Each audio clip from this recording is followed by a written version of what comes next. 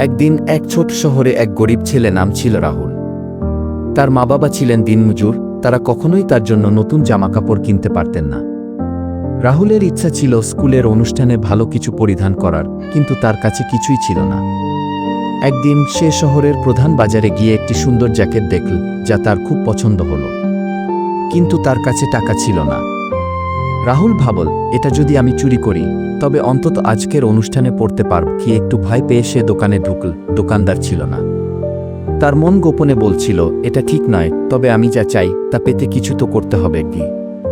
অবশেষে রাহুল সেই জ্যাকেটটি হাতে নিয়ে দোকান থেকে বের হয়ে গেল। কিন্তু তার মনে কিছু একটা কষে উঠেছিল, কষ্ট হচ্ছিল।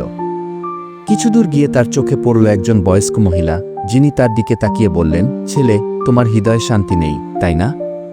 রাহুল ভয় পেয়ে থেমে গেল। মহিলা তাকে বললেন, চুরি তোমাকে কিছুতেই শান্তি দিবে না।